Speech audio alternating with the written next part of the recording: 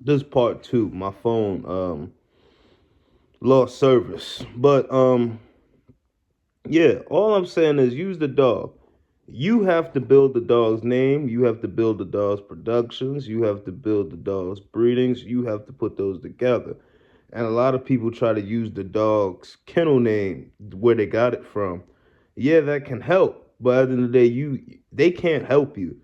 And that's what kills me about, the community where they'd be like, oh, I got a dog from such and such, and they think that's supposed to do it. No, you got to put in work. You know what I'm saying? You got to put in work. You bought this dog. You bought a piece of their blood, or you bought a piece of what they was thinking. And now it's your job to boost it. You know what I mean? It's your job to boost it. It's your job to get it up there. It's your ideas. You know what I mean? So never um get mad, or not get mad, but never take for granted of what you bought and what you started with, because at the end of the day nobody can do what you did with that dog. And a lot of people, they get mad that people be like, oh, that's my blood, oh, that's my blood. No, bro, you did the breeding, but you didn't put in that work that I put in to make that dog's name, that dog's breeding program, and for people to be buying our studs. And people get that confused. You produced the dog. Yes, that's correct. You produced the dog, but you didn't build this dog's kennel. I mean, you didn't build this dog's name. You didn't build this dog's breeding life. You didn't build nothing for this dog. I did that. So I always take credit for the dogs that I built and the careers that they have now. And even us being so little, I take credit for Kira. I take credit for, I would even say, yeah, I'll say Cognac too. But yeah, don't. So all the people that got studs out here, flourish them, make them do what they do, and then when they're dead and gone, you have a son, but also keep some frozen semen on that dog, because people are always gonna want that foundation dog you started with. You know what I'm saying? You see Fave didn't produce Remy, but people still want Remy. You know what I'm saying? Fave produced so many other dogs, and they want Remy. They want the man himself. So never take for granted of that. And just build your dog, build your yard, and then build his son. You know what I'm saying? Let his son, leave the legacy, but don't don't let that first starter dogs, even with females, tear you down, because at the end of the day, they're always going to be the ones that helped you and paved the way. And some people don't understand this is how the bully world works, where it's the dogs that you bought that gives you the fame, the money, or whatever you want. Build your program. It's never about the dog that you produce. It's later down the years where people will notice, okay, he produced this, or he produced that, or he's trying to build the blood off that dog, or he's trying to do this. It, I see it every time, and I get mad at people when they be like, "Oh man, I'm not gonna stud my dog out." I'm gonna use an example. I know a person with what is it? A Remy grandson. And I'm like, he's a Remy grandson, but his father is I think Sledge. I think a Sledge son. I'm not off the top of my head. A Sledge son. And I'm like, man, people want this Remy blood, bro. Well, Sledge, bro. Nah, man, I'm not gonna, stud him out, and then I know somebody with a Victoria daughter, not a Victoria daughter, a caveman granddaughter. I have a cave great granddaughter, and somebody was looking to inbreed on caveman, and I was telling them, look, take that female you have to that dude that has a lot of cavemen. No, I'm not gonna do that. I bought it from such and such kennels. I'm like, bro, how why wouldn't you do that?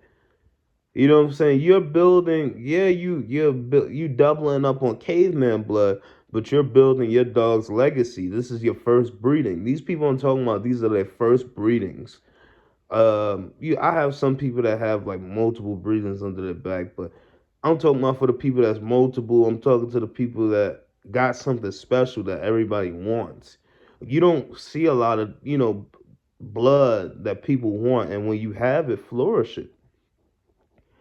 You know what I'm saying? I always flourish what I have. I never let nobody tear me down or let nobody tell me, "Oh no, you bought this dog, so it doesn't make it a part of you." No, I built this dog. I built this dog.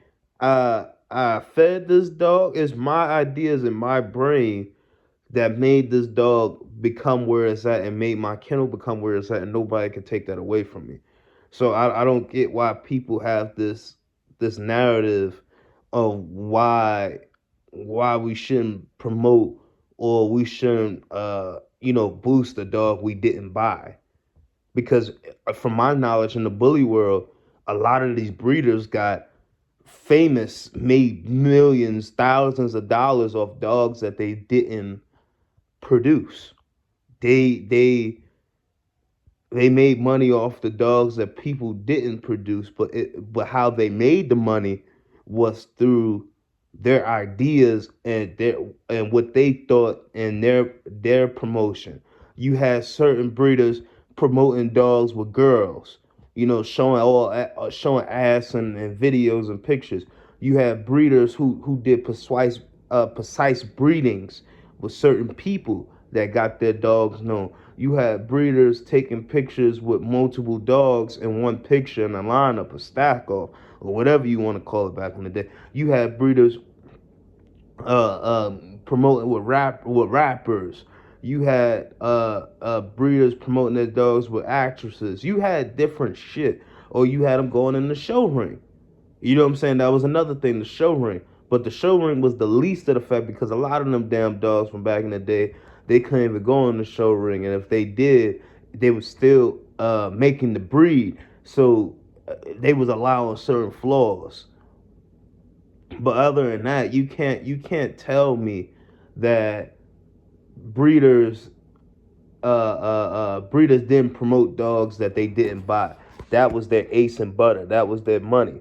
That was everything about what they stood for, was promoting dogs that they didn't buy to build their blood, build their name, build their kennel, build their foundational stock, and then use the dog that they produce. Because at the end of the day, everybody knows from OG, from the mid, and I consider myself like not at the mid, but getting there.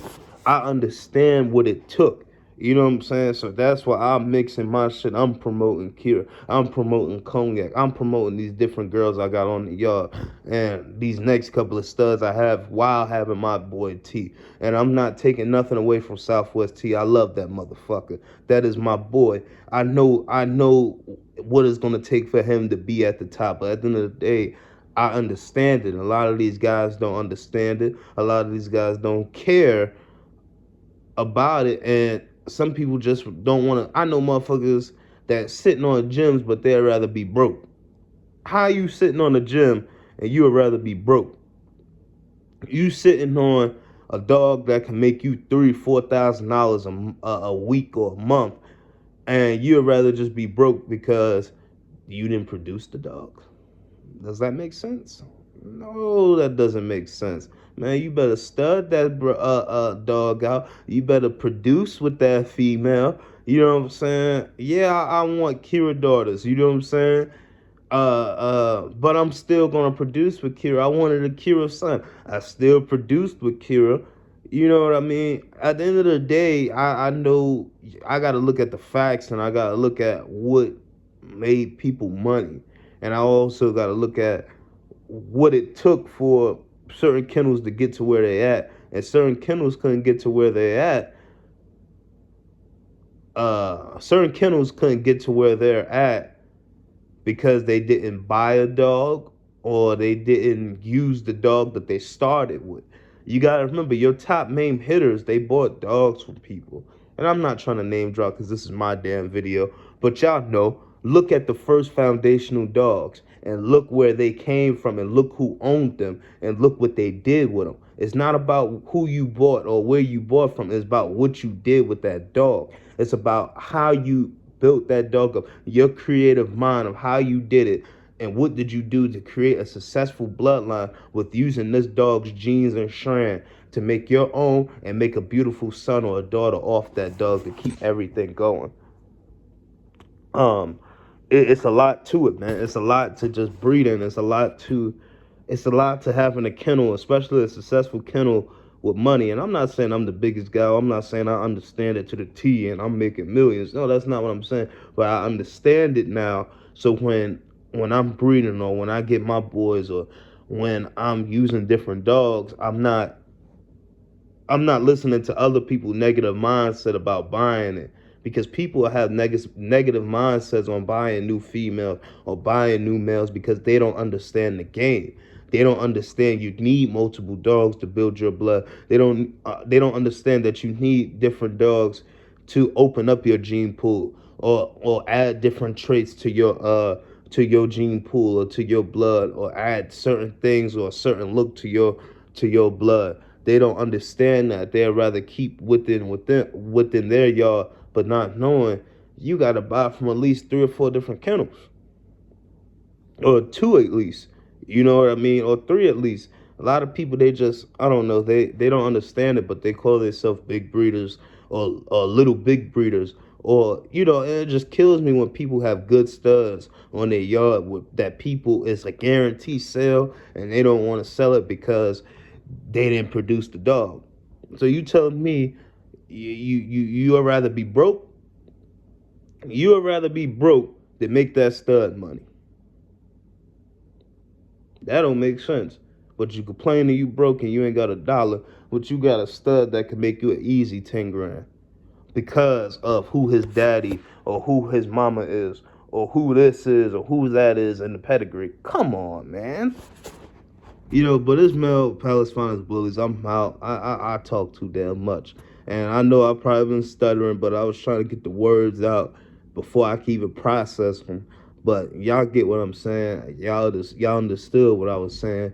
But this is part 2. If y'all want a part 3, I can make part 3 about this, because this is a situation that goes on all the time in the bully world, and then you have people putting that negative stuff on other people, on younger breeders that's starting out, and that's making them not want to flourish in their program. No. So if y'all want a part 3, like, comment, and subscribe, and drop a comment if you want a part 3. I'm out.